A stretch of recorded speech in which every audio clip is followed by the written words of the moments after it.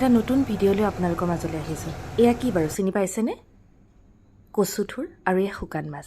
আজি কচুথুৰটো অলপ বেলেগ ধৰণে বনাই দেখুৱাম দেই। এয়া মই বিলাহী এটা, কচুথুৰ অলপ, জলকীয়া আৰু শুকান মাছখিনি লৈ ল'লোঁ।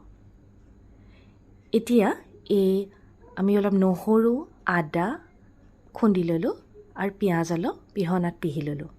আৰু এয়া শুকান মাছটো আছেই। এতিয়া আমি কচুখিনি কাটি লৈ বিলাহী এটাৰ সৈতে প্ৰেছাৰ কুকাৰত সিজাই ল'লোঁ।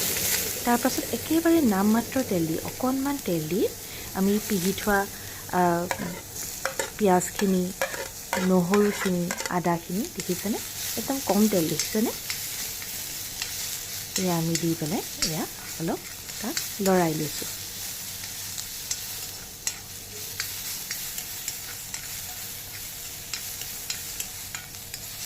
লৰাই থাকিব লাগিব কাৰণ তেল দেখিছে একদম কমকৈ দিছোঁ। এতিয়া আমি তাত শুকান মাছকেইটা দি দিব লাগিব। এই 2টাৰ পৰা 3টা শুকান মাছ মই লৈছোঁ।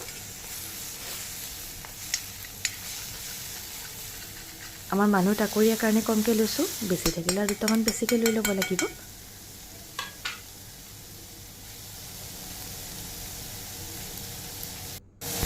এয়া অলপ তাত হালধি দিলোঁ।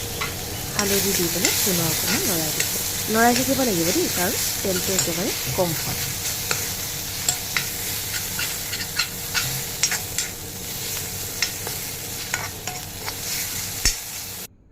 এতিয়া আমি ইয়াত সিজাই থোৱা বিলাহী আৰু কচুখিনি দি দিলোঁ। দি লৈ বিলাহীটো দেখিছেনে গোটাকৈ দিছিলোঁ, গতিকে আমি এইটো ইয়াত ভাঙি দিছোঁ। এটা কৰেণেৰে মই ভাঙি দিছোঁ।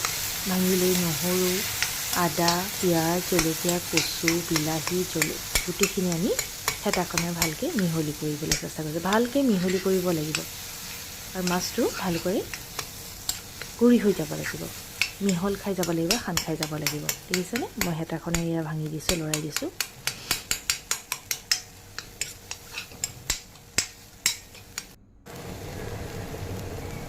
এতিয়া মই তাত সোৱাদ অনুযায়ী নিমখ অলপ দি দিলোঁ। এতিয়া হেতাখনেৰে কিন্তু লৰাই থাকিবই লাগিব দেই। যিমান ধুনীয়াকৈ লৰাই সিমান ভাল হ'ব। দেখিছে? মই যিমান পাৰোঁ সিমান লৰাইছোঁ আৰু কম তেল কাৰণে এৰাই কিন্তু লাগি যোৱাৰো সম্ভাৱনা থাকে, গতিকে লৰাই থাকিব লাগিব। এয়া আমাৰ শুকান মাছৰ সৈতে কচুথুৰ ৰেডি হৈ গ'ল। এয়া পৰিৱেশনৰ কাৰণে সাজু। ৰেচিপিটো চাই বাৰু আপোনালোকৰ কেনেকুৱা লাগিলে জনাবচোন। আৰু ঘৰত আপোনালোকেও যদি খাই ভাল পায় শুকান মাছ, তেতিয়া